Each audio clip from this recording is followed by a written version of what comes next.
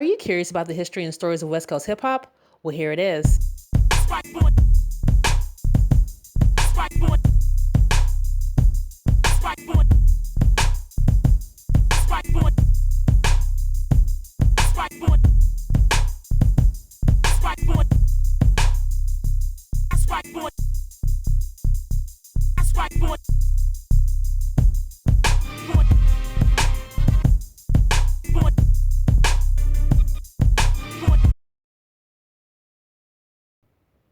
Street art, whether it should be included or considered as part of style writing and graffiti art, has been the topic of many debates.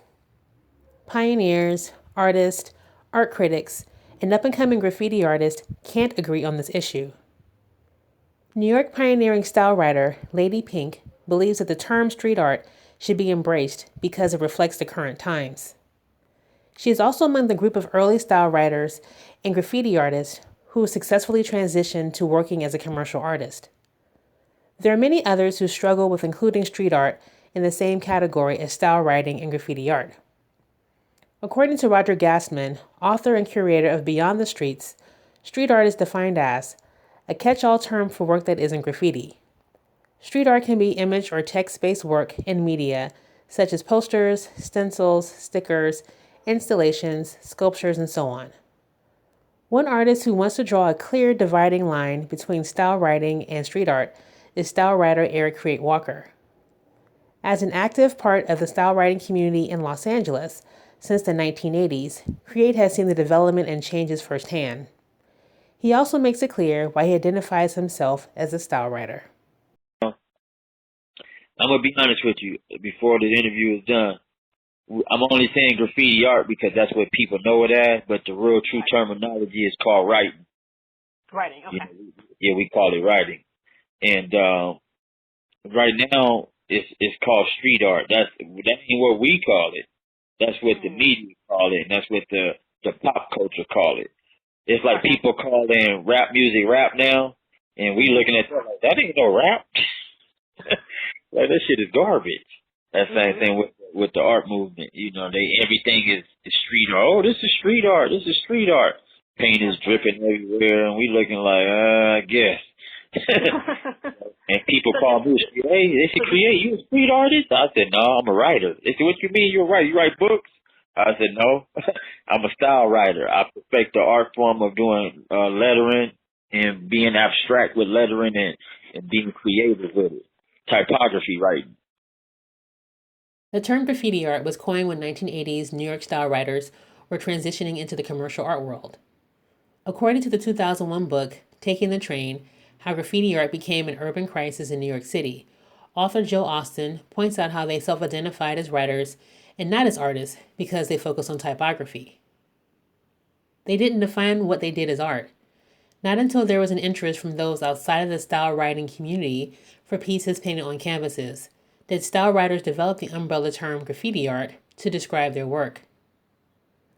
In addition to the intentional lettering and typography, there are a few distinct differences between style writing and street art. First, early style writers created standards and rules that they followed and enforced among each other and within their community. One of these rules is not going over another writer's tag or piece. Respect was important among style writers. Street artists, without knowledge and history of this protocol, have clashed with style writers when going over their work. Another difference is the intended audience. Style writers paint to get recognition and respect from other writers. They would also critique and give feedback on one another's work. The development of wild style, which is intricate lettering that's difficult to read, demonstrates the underground community promoted by 1980 style writers. They weren't concerned with public acknowledgement. Some street artists, on the other hand, are less concerned with their peers and purposely seek out making their work easily accessible to the public to gain recognition and receive commercial art opportunities. Lastly, many first-generation style writers sought out places to paint that were obscure, difficult, and hard to find. Again, it wasn't about the public or art critic approval. Other writers were their audience.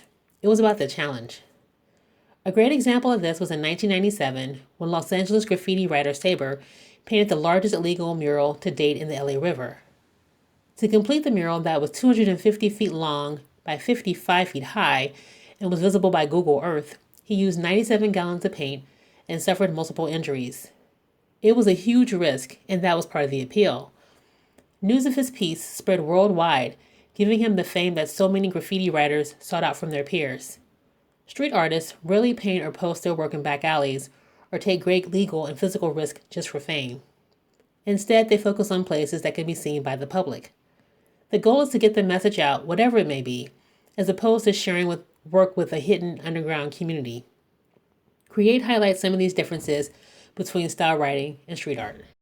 What's very important as an artist trying to survive as a regular artist, fine artist, commercial artist, what they call quote unquote a street artist.